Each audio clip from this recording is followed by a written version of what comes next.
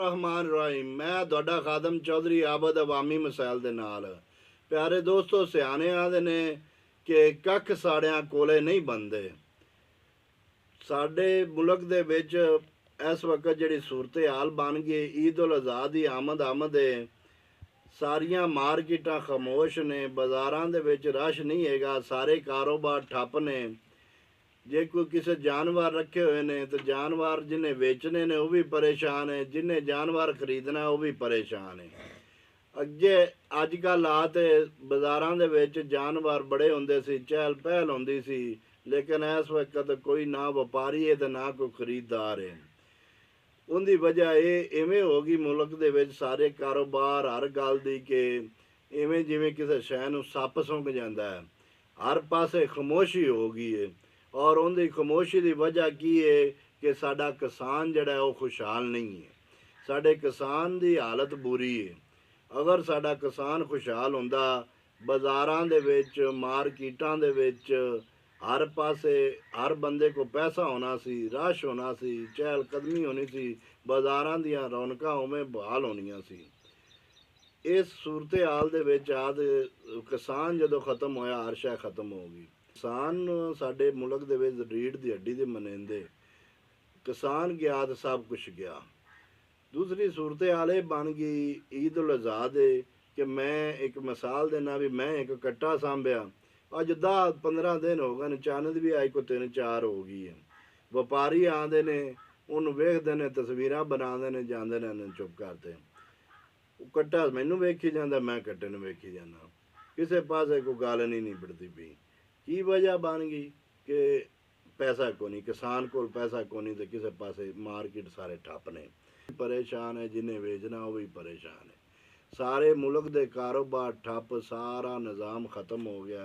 ये सारा निज़ाम का दारोमदार किसान ते सी। किसान ही है वो हौसले वाला बंदा जिहड़ा मार्केट दे विच आदा पैसा शेयर करता है, सारे कारोबार चलते हैं, सब निज़ाम चलता है।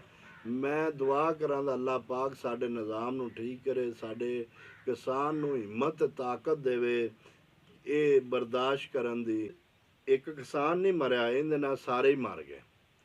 वो इवें किवें, एक बंदा जिमीदार जट जिमीदार सी तो उन्हें माल डंगर ते सारा कुछ रखिया होया सी, ते उन्हां दे नाल बाहरों पैलियां दे विच चूहा आ ते उन्हां दे घरी वड़ गया।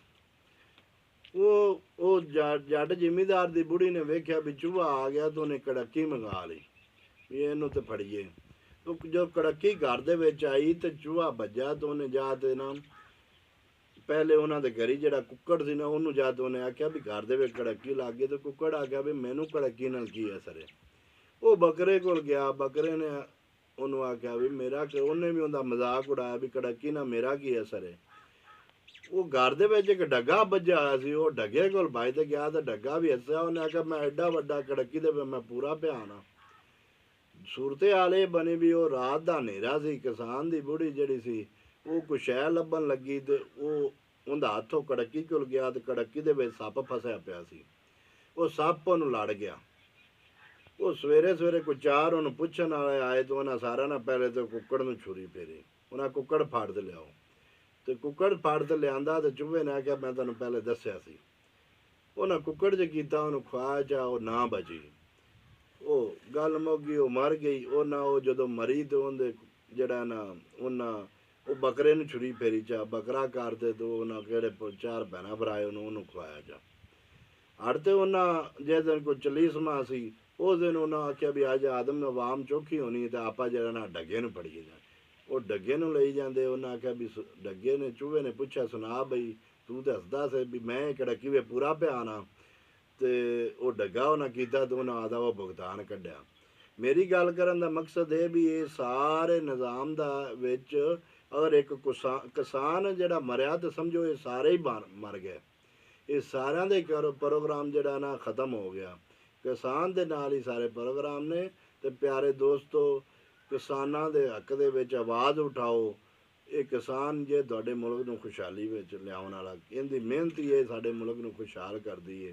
इहनूं दब्बण दी कोशिश ना करो बल्कि इहदी इमदाद करो। इहनूं जो जिन्ना हो सके किसान दे हक दे विच आवाज़ उठाओ। ये program city press club register की तरफों पेश किया गया है। ਮਿਲਾਂਗੇ ਕਿਸੇ ਨਵੇਂ ਪ੍ਰੋਗਰਾਮ ਨਾਲ। ਤਬ ਤੱਕ ਵਾਸਤੇ ਅੱਲਾ ਹਾਫਿਜ਼। ਪਾਕਿਸਤਾਨ ਜ਼ਿੰਦਾਬਾਦ।